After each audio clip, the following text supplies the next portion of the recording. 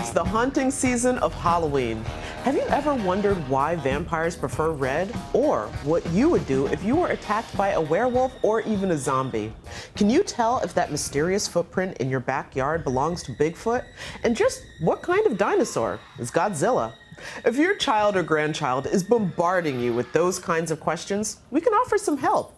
A new book, Monstrous: The Lore, Gore, and Science Behind Your Favorite Monsters, provides a fun and somewhat educational dive into monsters and the macabre that will satiate even the most voracious young readers.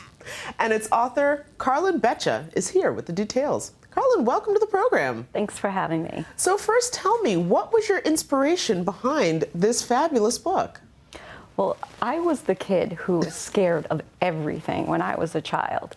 So I approached this book originally examining the science of fear. Mm-hmm. Why do we fear the things that we do? And it turns out that fear is a very primal instinct. The mechanisms for fear haven't changed since our earliest ancestors. So I wanted to empower readers to let them examine which monsters are real, which monsters are not, and to give them survival plans to survive the zombie apocalypse. What happens if a vampire attacks and you have blood loss? And all these skills are things that they could apply to real-life survival examples. And of course, those do seem like the kind of things that would actually, in a weird way, help you feel calm. Like, I know what to do if the monster from under my bed comes out to get me. But so what are some of the suggestions that people or readers can get from your books? Well, one of my favorite spreads is a picture of a snarling werewolf. And it says how to communicate with a werewolf so you don't get eaten. And all the tips in it are actually the same body language that dogs use. And there are a lot of kids that are scared of dogs. So, you know, a dog will raise its tail and it will start wagging like that. That's one of the, and that's a sign of aggression. That means if it's about to attack. A dog will pin its ears forward. It's about to lunge. And so it's a sort of a tongue-in-cheek way to say, okay, this is if a werewolf is about to attack, it will do these things. But guess what, kids? If a dog does that, you also better stand back. Aha, of course. Now, does this mean, though, that if a werewolf were to come upon me and I perhaps had bacon in my pocket, I can get away and make the werewolf very, very happy? Bacon is always good for werewolves. Just don't have wolfsbane on you. Of course. And again, these are the kind of helpful Halloween details that I think could help anyone with a vivid imagination, not just kids. Yes, I hope so. And the book was also written intentionally so that this isn't just a child's read. Like, this is something that a child at heart could also appreciate and have on their bookshelf. That's my hope. I mean, there's some complex subjects in here. In the King Kong chapter, I talk about the square cube law and why that makes King Kong impossible. So that's an advanced subject. And, you know, most kids, they don't really gravitate towards math as much as, say, monsters. But my hope is that I can make math and science so ridiculously fun that kids will learn these things and they don't even know it. They're just tricked by it. And again, and of course, adults as well. How much back research did you have to do about these monsters and their origin stories to be able to put some of these pieces together? It was so much research. It was 5 years of research, and I also had to use a lot of expert readers because some of the subjects are a bit over my head.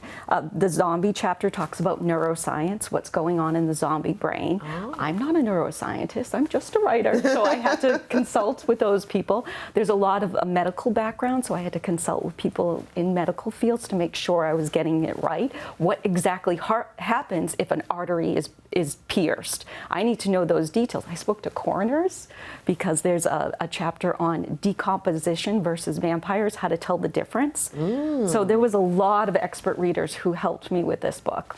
So, of course, the all-important difference between the living dead and the undead. Yes, it's very important. You need to know, kids, if you see this reddish-brown fluid at the corners of the mouth, that could be purge fluid, not a vampire feeding. Oh. So that person is actually dead. You don't need to worry.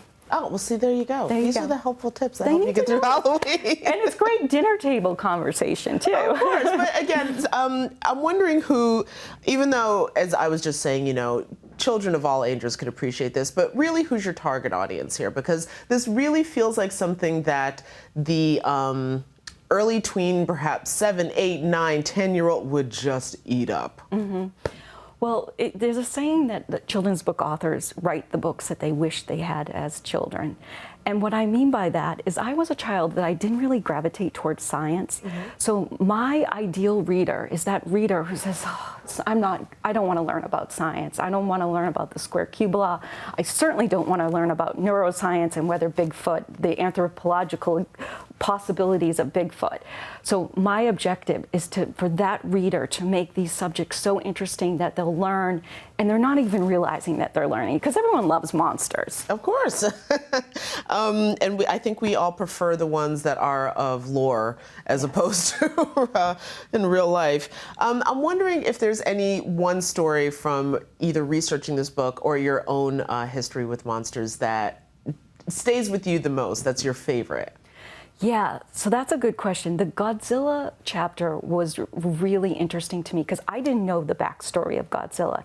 I didn't know it came out of this very real tragedy of the atomic bombs being dropped on Bikini Atoll. I wanted that chapter last because it says to me, men have the amazing ability to destruct. Like, we are beasts inside us. We have the ability to be monsters. So I thought it was an apropos and maybe a little bit philosophical way to end and say, like, this is all fun and games, but, you know, nuclear fallouts, that could actually happen. And of course, all of these creatures do exist in folklore for one reason or another. Now, of course, I don't want to let you go without acknowledging you did the illustrations for this book. Oh, yeah, thank you. Tell me about just the process of illustrating the whole book. Yeah, that took a long time too. I have a strange way of working. So what I do is I will do a sketch, I will scan it in, and then I work digitally in a program called Adobe Illustrator, creating vectors, and then I bring my own painterly textures on top of it. So it's a 3-layered process. So you get that flat art, but a little bit of texture added to it. All right, well, I think that helps make all of the different creatures and monsters, if you will, sort of pop and come to life in a way that they don't normally in an illustrated book. Listen, I think this is such a great book. It is definitely a good friendly user's guide for the upcoming Halloween season. For anyone who has any questions about, of course, monsters and how to survive attacks from them.